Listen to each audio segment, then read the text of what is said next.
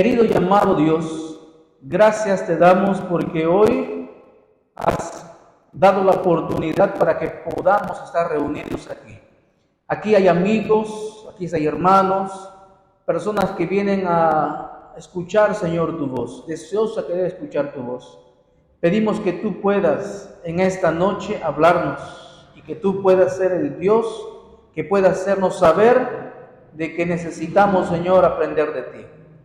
Acompáñanos, en nombre de Jesús. Amén. Bien, como les dije, vamos a abrir nuestra Biblia en el libro de Santiago. Hoy vamos a ver el capítulo 1, algunas partes importantes.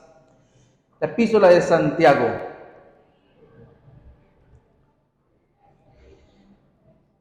Este primer tema, vamos a hablar en el capítulo 1, habla algo acerca de lo que son las decisiones. Y hoy vamos a hablar acerca de lo que son las decisiones. Y el tema de esta noche yo lo he centrado en Santiago, en el capítulo 1, en el versículo 5. 1, versículo 5. He puesto ahí el texto por si acaso alguien no haya traído su Biblia. Lo que está en la pantalla es una versión un poco diferente quizás a la que tienes tú. Es la versión ahí, las Américas. Usted quizás tiene otra versión, pero el mensaje es el mismo, no se preocupe. Dice la palabra de Dios: pero si alguno de vosotros se ve falto de sabiduría, que la pida a Dios, el cual da a todos abundantemente y sin reproche, y te la será dada. Queridos amigos, decisiones. El ser humano en todo momento toma decisiones. Desde que nace, aunque parece de repente algo ilógico, pero desde que nace toma decisiones. Por ejemplo, decide qué estudiar, decide con quién casarse. Ya no estamos en esa época pasada donde antes a veces de repente negociaban entre los padres y los hijos. Hoy decidimos, ¿no? Decidimos dónde vivir, decidimos cosas sencillas que aparentemente parece, ¿no? La ropa que ponernos, qué hacer, dónde trabajar, etc. Todas esas circunstancias uno decide.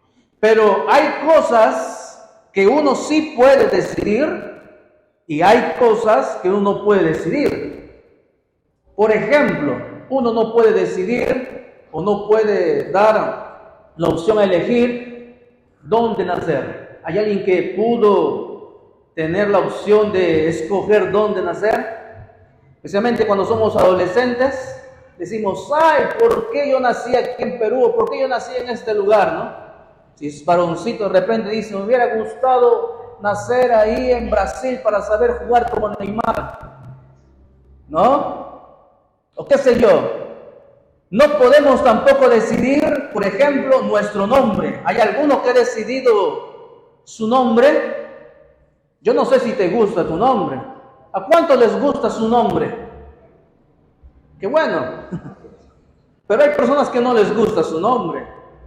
Yo encontré aquí en El Dorado, visitando en otra iglesia, una dama que yo le decía: hermana, ¿cómo se llama? De repente pusieron aquí mal el papelito, escribieron mal. No, yo me llamo, voy a mencionar porque de repente no le gusta, Yo me llamo así. ¿Se asegura? Sí. Y bueno, dice: ya pasó, ya hice el dolor, ¿no? Cuando era niña yo dije: cuando sea grande voy a trabajar, voy a tener plata y voy a ahorrar plata para cambiar mi nombre. Pero ahorita ya no puedo, ya pasó, ya me acostumbré ya, ¿no? Mi papá, por ejemplo, tiene un nombre peculiar.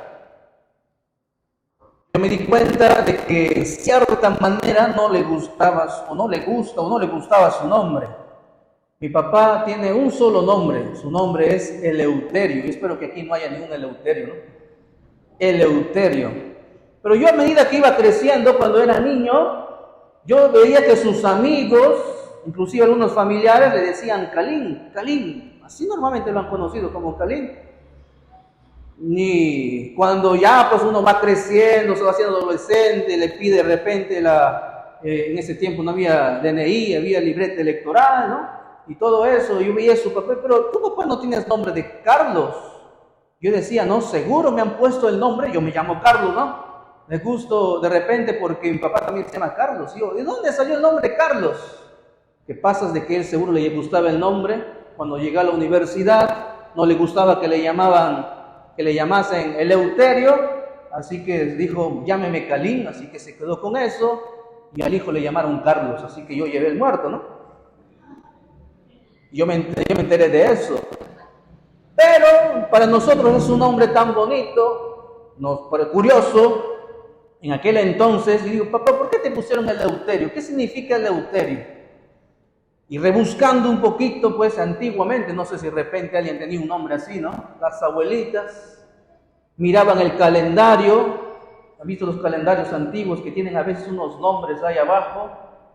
Y si uno nacía en ese día, escogía el nombre que estaba ahí y ese le pusieron. Y él nació, mi papá nació un día donde había un Eleuterio y le pusieron Eleuterio. No sabían el significado. Hoy en día los padres hasta se inventan nombres, ¿cierto? Pero hay cosas que uno no puede elegir. No, uno puede elegir. Así que, queridos amigos, tampoco uno puede elegir sus padres. ¿Usted puede elegir sus padres? No se puede.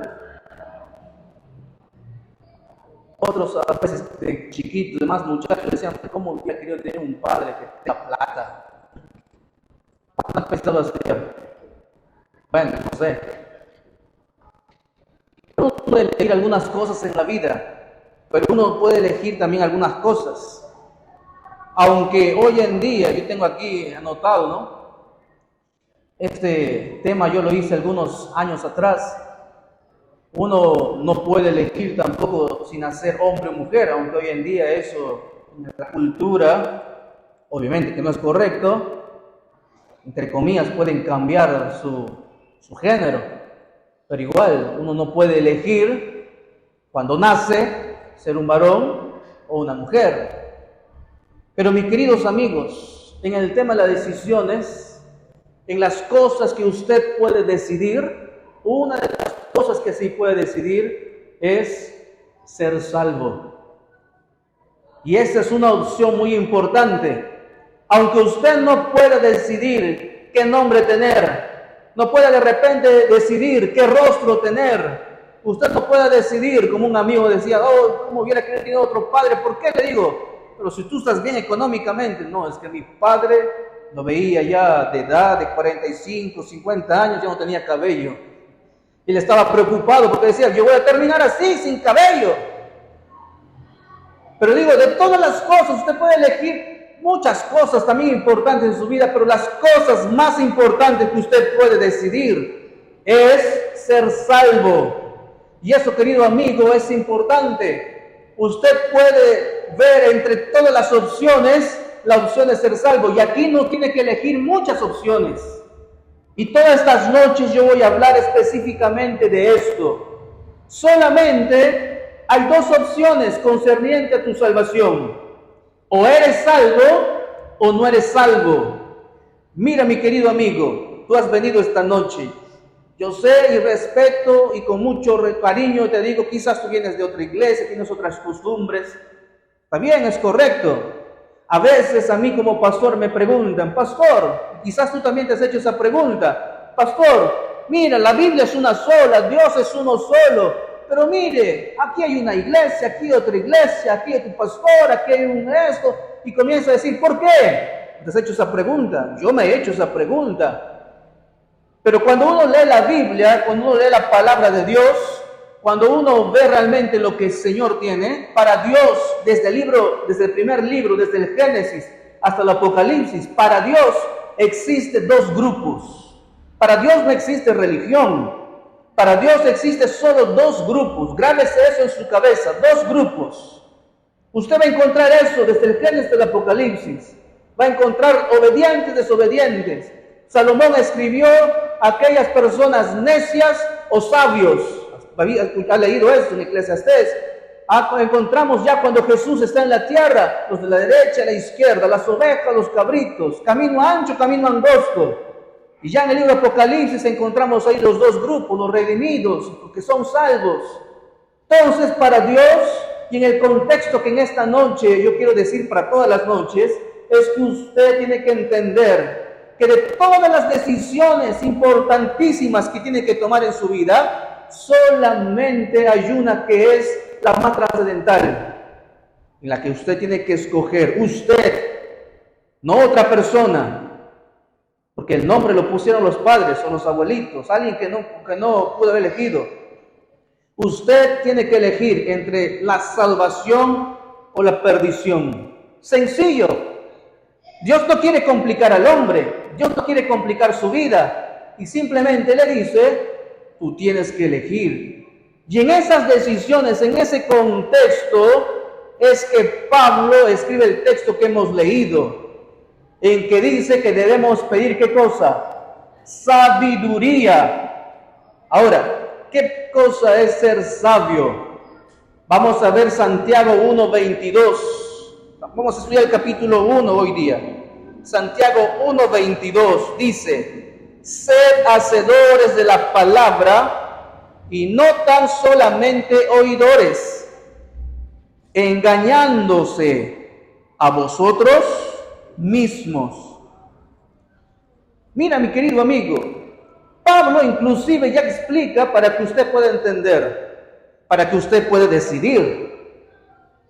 Aquí está hablando a cristianos, está hablando a las personas, dice, mira, el hecho que usted vaya a una iglesia, el hecho que usted crea en Dios, no es suficiente.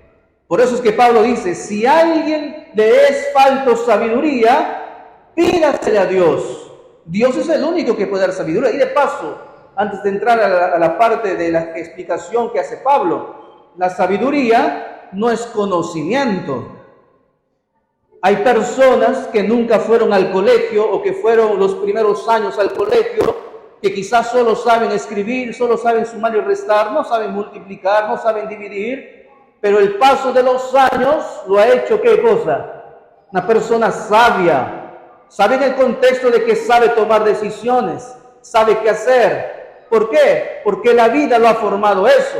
Usted no vaya a pensar, especialmente los que somos jóvenes, y digo somos porque también somos, ¿cierto? No vaya a pensar usted que el conocimiento es sabiduría. Y esto va en todo contexto. No vaya usted a pensar, querido amigo, que usted de repente lee la Biblia, o hermano que lee la Biblia, que el hecho que usted sepa muchos versículos de memoria, que el hecho que usted conozca las profecías de una manera espectacular, las sepa predicar, sepa hacer buenas cosas, no vaya a pensar de que eso es sabiduría. Eso no es sabiduría. Por eso es que aquí Pablo dice, el que necesite, en otras palabras, todos necesitamos, por eso busque a Dios. Y ahora en el versículo 22, él dice, sed hacedores de la palabra. Aquí encontramos un verbo, hacedores. ¿Y qué más? Y no tan solamente oidores, porque ustedes se engañan a sí mismos. Interesante. La primera cosa que yo quiero ver. Primero, usted sabe que el verbo oír y el verbo escuchar parecen similares, pero son muy diferentes. ¿Usted sabía? Solamente que a veces lo utilizamos nosotros por decirlo. Oír y escuchar son diferentes. Oír viene en el significado de lo que todos hacemos. Por ejemplo, ustedes hoy me están oyendo sí o sí. Están oyéndome. Pero escuchar, dice el diccionario, es oír y hacer, es oír y entender lo que realmente se está diciendo. En otras palabras, todos aquí, todo ser humano que tenga bien su sentido del oír, oye. Usted oye ahí que pasa la moto, de manera consciente e inconsciente. Nuestro oído, nuestro cerebro que está conectado a nuestro oído, tiene la capacidad, usted sabe, de escuchar en un segundo 44,000 sonidos a la vez. Usted no se da cuenta, pero el cerebro tiene esa capacidad. Hicieron un estudio y se dieron cuenta que el cerebro puede escuchar a la vez 44,000 sonidos a la vez. Y alguien se sorprende y dice, ¿pero cómo así? Sencillo, cuando usted escucha una canción, usted está escuchando ahí muchos sonidos. Escucha la trompeta, escucha el tambor, escucha el piano, escucha escucha el que está cantando. Aparte está escuchando lo que están haciendo y las mujeres escuchan más de paso, ¿no? Y están escuchando ahí de repente el televisor que está prendido. Eso no es nada comparado a los 44,000 sonidos que escucha el cerebro por segundo. Interesante, pero eso es oír. Escuchar es ponerse detenidamente a poder entender lo que está sonando, lo que está oyendo, lo que está tocándose. Esta noche usted me está oyendo, pero aquí la palabra de Dios dice algo. Aquí dice que las personas mayormente solamente son simplemente oidores. Porque una persona que escucha es aquella persona que aplica todo lo que oyó. Eso a veces puede ser un poco complejo, porque también va a depender de la circunstancia y la costumbre que tengamos para poder oír. Entonces en la Biblia encontramos aquí, nos dice la primera recomendación, no sean oidores. O sea, está diciendo que algo un poquito más bajo de ser oidores. Y ahí viene la circunstancia, mi querido amigo y hermano. Muchas personas en el mundo, concerniente a las partes espiritual, dicen, yo conozco y sé de Dios, yo sé de la existencia de que Él vino y murió en la cruz y vamos a celebramos Semana Santa, el calendario lo dice, lo marca. Pero simplemente son oidores. Porque ahí queda, es un conocimiento. No están escuchando, no están penetrando el mensaje que tiene Dios para su corazón. Hay personas que también vienen a la iglesia, que cargan su Biblia, que tienen de repente algún conocimiento de las cosas del Señor, pero cuando esas cosas no las aplican, ahí viene el problema. Yo conocí a un hombre que tenía hijos, nietos, bisnietos que estaban en la iglesia, iban a la iglesia. Él conocía las cosas de la iglesia. Tanto conocía que un día me esperó en la casa, en su casa. Yo llegué un poquito tarde porque le daba estudios bíblicos y él me jaló cuando yo entré. Me dijo, amigo, tenemos algo que hacer, y ahí había unos amigos que estaban con él, familiares que habían llegado de su tierra, eran de otra creencia, ellos creían en otro día de adoración en el domingo, pero él, como sabía de la Biblia, guardaba el sábado, así que él les dio una cátedra. Yo no sé por qué me había esperado, porque al final él habló. Él comenzó a hablar y dijo, mira, el sábado aquí en Génesis, el sábado en Éxodo, los mandamientos, el sábado en Ezequiel, el sábado en Isaías, el sábado con Jesús, el sábado con los apóstoles, el sábado... Y comenzó a hablar, yo me quedé asombrado. Pero cuando llegó el momento, una campaña como esta, él simplemente dijo no. Él conocía, él sabía, iba a la iglesia, tenía su Biblia. Y hay muchas personas que solamente se vuelven oidores. Por eso Pablo dice, no sean solamente oidores. Y otra cosa más que dice, sea un hacedor. Y eso es lo que Dios espera de nosotros. Y eso es lo que Dios quiere para ti esta semana. Que todo lo que hoy escuches para ti, tú no solamente lo oigas, lo escuches y lo practiques. Y lo decidas. Mi amigo del que le estoy contando, cuando yo me despedí, yo le dije, amigo, ¿por qué no entregas tu corazón? ¿Por qué? Porque tú sabes todo. Y sabes, me dio una respuesta interesante, absurda por no decirlo. Él ya era adulto. Y él me mira, era un poquito más alto que yo, me mira. Y me dice, ¿sabes qué, Carlos? Él me decía Carlos porque éramos muy amigos, teníamos una amistad. Carlos, más adelante. Yo entre mí, como éramos amigos, me indigné un poco y le dije, mira, le dije, tú tienes hijos, tienes nietos, tienes bisnietos, van a la iglesia, tú ya eres adulto, por no decirle viejo, porque le dije viejo. ¿Podría eso de repente decirse de una persona que es joven, que piensa vivir la vida? Pero tú le digo, tú sabes cosas de la Biblia, tú sabes todo. Y dices más adelante, este hombre no era un hacedor.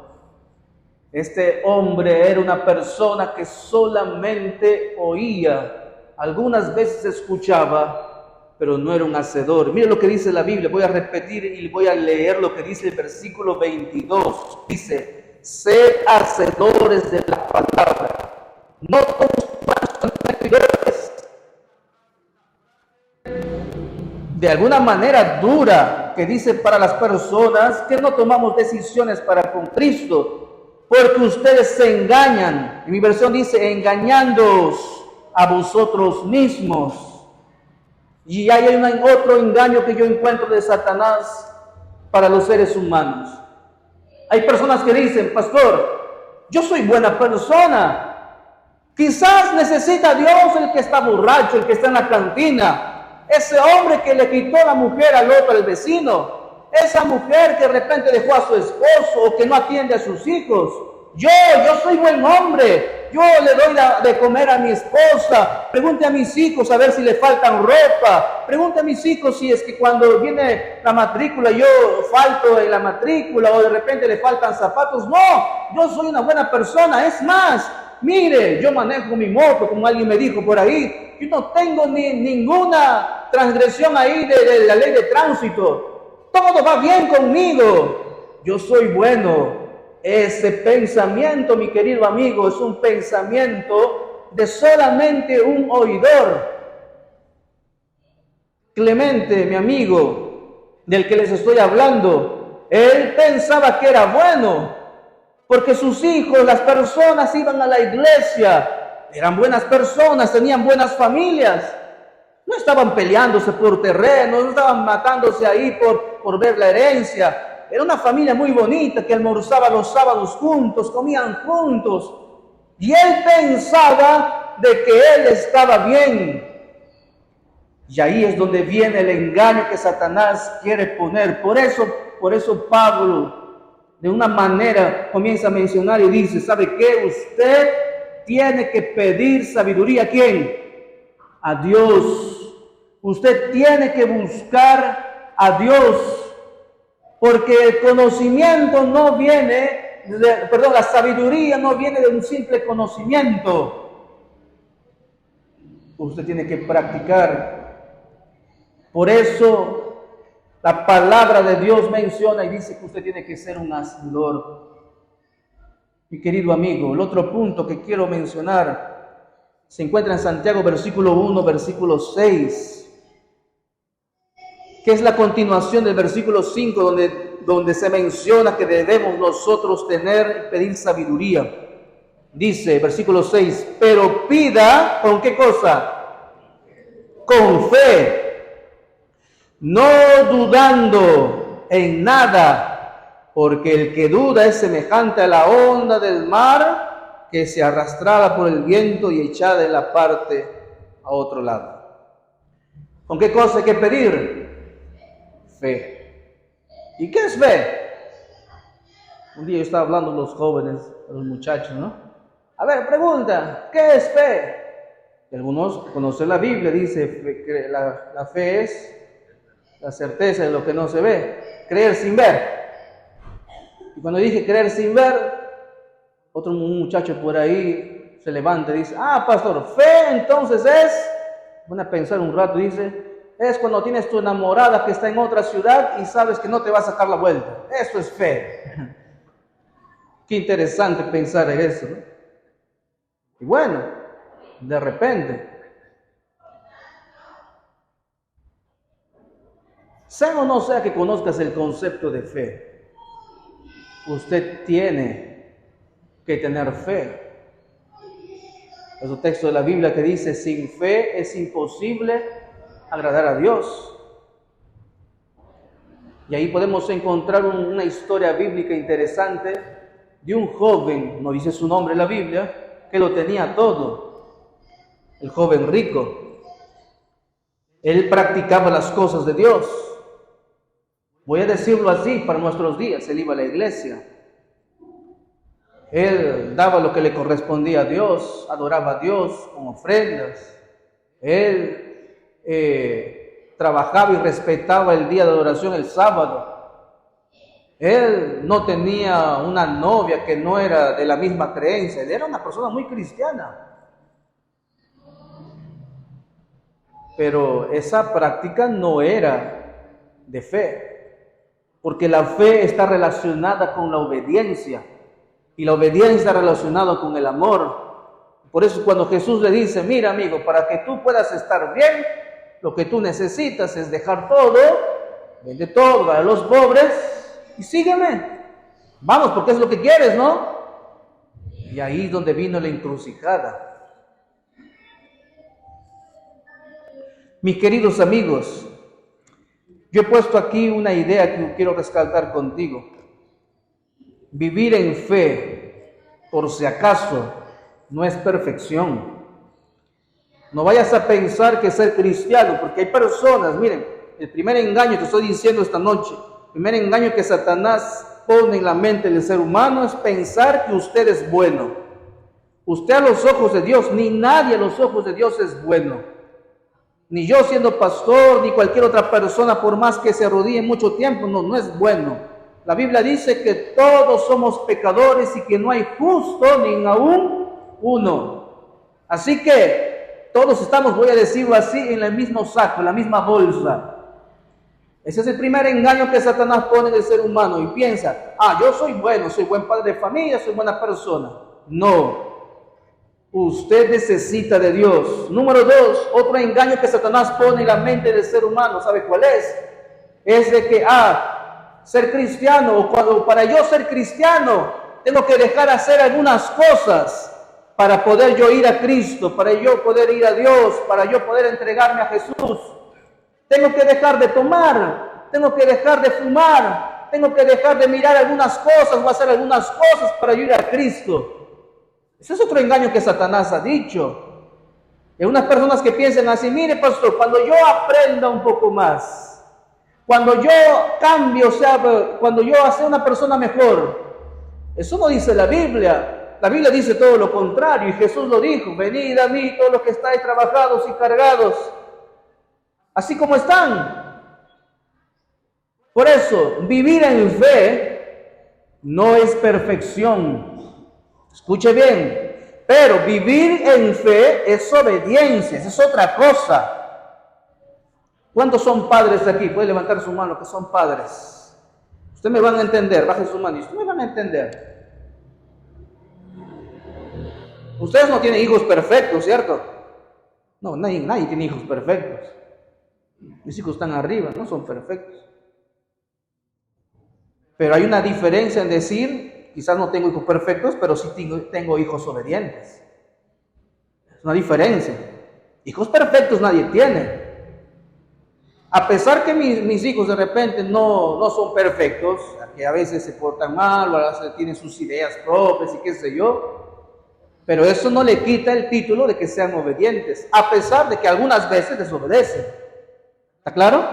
Porque también cuando decimos, yo tengo un hijo, en resumen, obediente, no quiere decir que es perfecto. ¿Me dejo entender a ustedes como padres? Igual es en nuestra vida espiritual. Usted no tiene que buscar perfección.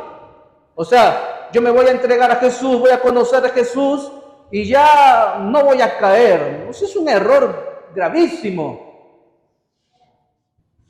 Yo voy adelantando lo que quería contar hace unos días que viene aquí. Yo me bauticé cuando cumplí mis 10 años. Y ahora estoy a punto de cumplir 39 años. Por si acaso el 12 de agosto. O sea, hace 20 años que yo me entregué a Jesús.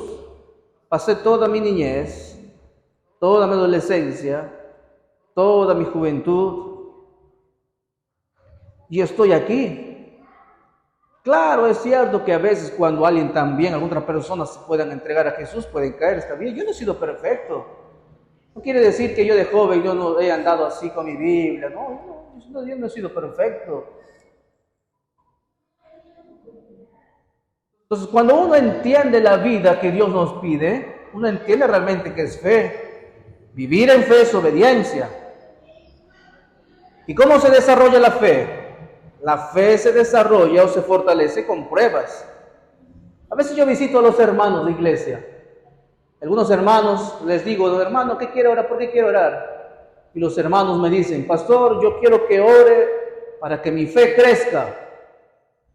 Y últimamente yo le digo, hermano, ¿estás seguro de lo que estás pidiendo? Me queda mirando. Sí, pastor, yo quiero que mi fe crezca. Y antes de orar por misericordia a él, le digo, te voy a explicar.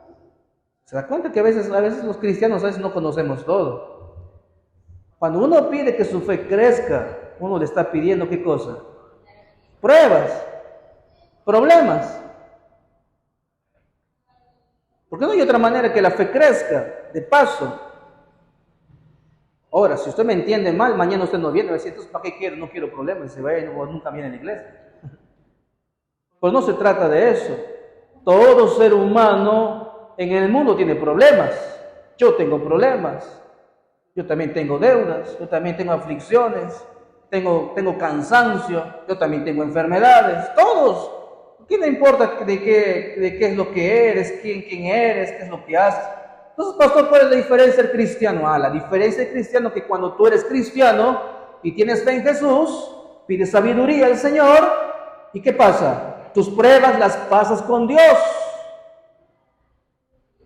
Qué difícil es pasar una prueba sin Dios. Es doloroso. Hoy, por ejemplo, estuve aquí hasta cerca de la 1. A las 2:30 estuve en un sepelio de un hermano que falleció. Yo les dije lo mismo. Una cosa es pasar el sufrimiento solos y otra cosa es pasar el sufrimiento con Dios. Una cosa es que tú puedas de repente estar en problemas y angustiado, manoteando ahí con manotazos de ahogazo, queriendo salir con tus propias fuerzas. Otra cosa es que tengas tú la mano de Dios extendiéndote para poderte sacar del lugar donde estás. Una cosa es tú queriendo dejar el alcohol, queriendo ser de repente una persona mejor, que no sea muy renegón. Solo lo puedes hacer posiblemente, para eso hay terapias, está bien, todo está bueno. Pero otra cosa es tú de repente quitar tus vicios, quitar las circunstancias que llevas ahí cargando tú mismo, pero con Dios. ¿Te das cuenta? Una cosa es tú de repente querer criar tus hijos, tu familia, y tú ves que es difícil, no es fácil criar hijos. Levante su mano el que dice que es fácil criar hijos. ¿Ya ven? No hay ninguno. Y algunos que son hijos muy buenos, muy bendecidos, ¿no?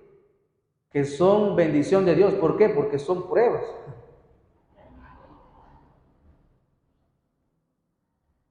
Pero claro, pues algunos hermanos pedían pruebas, ahí está la prueba. Hay hermanas que dicen, pastor, yo pedía la prueba, que Dios me haga crecer mi fe, y de repente me tocó un esposo, un marido muy renegón. Una vez dijo una hermana, pastor, el esposo que tengo es muy lento, no sé qué hacer, pastor.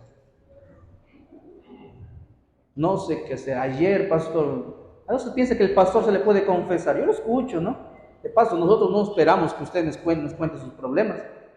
Pero hay hermanos que cuentan sus problemas. Y pastor, disculpe, me dice, pastor, es pecado. Ayer ya no sabía qué hacer, tenía que hacer una actividad en la iglesia. Así que el hombre no se despertaba, le gusta dormir. Así que yo fui pastor y agarré las tapas de la olla y en su oído golpeé para que se levante. El hombre no es malo, no asesina a nadie, no le falta a la familia, pero toda persona no es perfecta. Por eso es que la fe se fortalece con las pruebas. Pero también te quiero decir que usted como cristiano, como ser humano, usted no puede vivir sin fe. Si usted no tiene fe, usted va a sufrir. Por eso yo quiero leerte este texto para ir terminando. Santiago 1:12. Santiago 1:12 dice la palabra de Dios así: bienaventurado el hombre. Cuando dice hombre en la Biblia no está hablando solamente del varón, está hablando del hombre y la mujer.